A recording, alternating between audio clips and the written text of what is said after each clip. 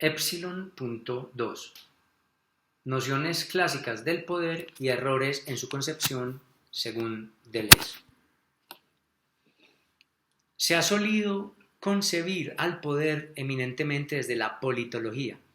En sentido lato, toda verdad es política debido a las cuestiones estructurales de la heteronomía expuestas antes, en Gamma 2, que nos atan y someten siempre al otro con mayúscula, aunque nos convirtamos en eremitas. Ni que agregar que cada uno de nuestros actos incumbe siempre al congénere, al otro con minúscula. Las reflexiones y estudios más recurrentes y famosos acerca del poder se han realizado desde las artes cibernética, económica, nomotética y marcial, es decir, abordándose desde el entendimiento de cómo gobernar a los demás, desde el modo de administrar la sociedad y sus recursos, cómo legislar y cómo disponer y operar con la fuerza legítima del Estado. Ha habido también cabida para la reflexión del poder que se ha dedicado a la administración o dietética de las pasiones, de las emociones, de las prácticas sexuales, como son las artes gastronómica, la médica o yátrica, que incluyen hoy a la psiquiatría, la clínica, donde están la psicología y el psicoanálisis, la educativa o propedéutica, la ética, que los pitagóricos llamaban dietética, la estética, es decir, la filosofía antigua en general, la estética, la religiosa y acaso algunas prácticas espirituales de carácter no religioso y recientes manifestaciones de espiritualidad no oficiales. A todas aquellas artes, ciencias o disciplinas, y a las más que habré omitido en mi presurosa y arbitraria taxonomía, no les ha faltado ni habrá de faltarles refutaciones o contradictores.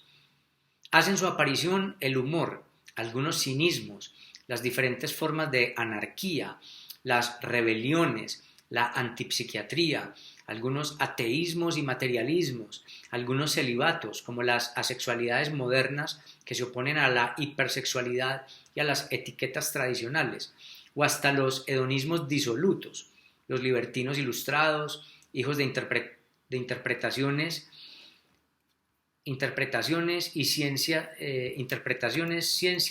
y epicúreas, por ejemplo, las nuevas nominaciones y etiquetas ante la sexualidad.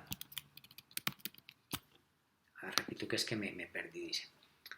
O hasta los hedonismos disolutos, los libertinos ilustrados, hijos de interpretaciones y ciencias epicúreas, por ejemplo, las nuevas nominaciones y etiquetas ante la sexualidad, la multiplicación de los pronombres personales y la regulación de los comportamientos, las comunidades que retornan a la práctica del trueque y por último los individualistas y liberales clásicos ilustrados que reniegan de todo impuesto y vigilancia estatal, como es el caso del planteamiento del político y filósofo checo y liberlandés Świetliska, es que no sé cómo se pronuncia, quien valiéndose del argumento de la terra nullius reclama la potestad para crear el Estado no soberano y aún no reconocido de la República Libre del Liberland.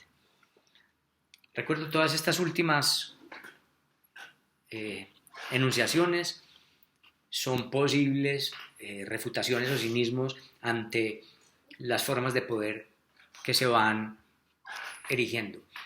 Como fuere, cada arte, cada ciencia y cada disciplina tiene que vérselas con una epistemología del poder para hacer emerger el objeto del que extrae su saber. Por cuanto instituir cualquier cosa supone un modo de legislar sobre esa sapiencia, de entender sus procedimientos, lugares y funciones, de modo que se mantengan su estatura, sus prácticas y sus posibilidades de conocimiento. Se ha abordado también el asunto del poder según una figuración social clásica de la sociedad piramidal. Entonces se lo puede comprender ya como descendente, ya como ascendente, describiendo el primero, el descendente, la dirección y el modo como operaría el poder oficial, nomotético y punitivo, mientras que el segundo, el ascendente, implicaba ya el sostenimiento del peso, entendido como obsecuencia y cumplimiento de funciones en los lugares establecidos, con sus pequeñas relaciones horizontales y basales, o como contrapoderes, resistencias civiles que atentaban contra los estamentos más altos de la pirámide. Todavía hoy se oye versar de teorías acerca del humor que se derivan de este tipo de figuración piramidal, Se escuchan modos de entender el humor como ascendente o descendente para determinar si se trata de humor de resistencia, racista, opresor, etc. Las formas de concepción del poder van alterándose según se figura a la sociedad de otro modo, ya no como una pirámide, sino como un círculo, como una línea, multiversos, fractales, etc. Foucault llega a plantear una microfísica del poder, que se figura a la sociedad como un entramado, como una compleja tela de araña donde todos los hilos están conectados y el poder está diluido por todos los filamentos. Es decir, que el poder aparece como una consecuencia relativa, como subsecuencia del encuentro entre mínimo dos seres humanos o del mero hecho de vivir en la sociedad. Y ya esta explicación no depende si la sociedad es una pirámide, es un multiverso. Poder hay donde hay dos seres fundados por lenguaje con aspiraciones particulares y posiciones y éticas particulares.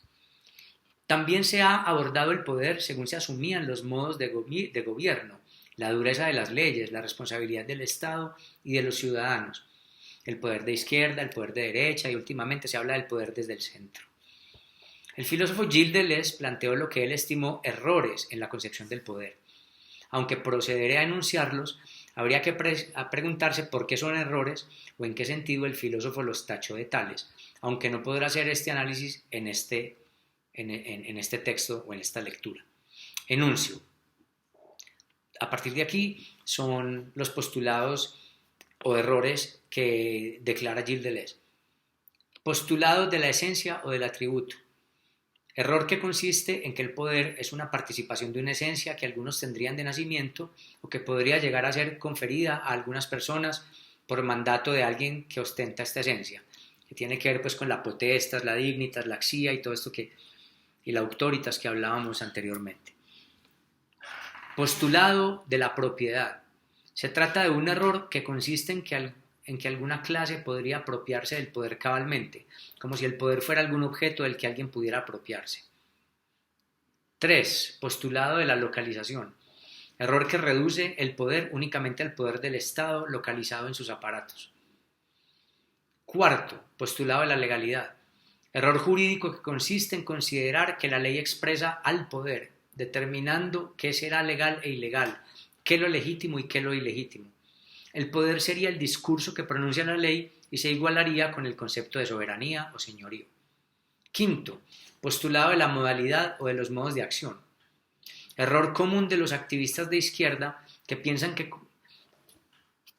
aquí puse dos palabras repetidas, que consideran que el poder obra a través de la ideología, con aparatos ideológicos del Estado, entendidos siempre como aplastantes, y con las fuerzas de represión. Se confunde y reduce al poder con prohibición, rechazo y censura, y se lo incorpora en la policía, las fuerzas militares y los funcionarios del Estado. Aquí se relaciona al poder, según la concepción freudo-marxista, como límite generador del deseo, y en algún punto como responsable de las modulaciones de deseo que promueve con sus delimitaciones. En ese caso, los deseos estarían, como en la industria cultural, determinados por las casillas del otro con mayúscula, en este caso del Estado, comillas. El poder es lo que reprime, cierro comillas, Víctor Peñuela.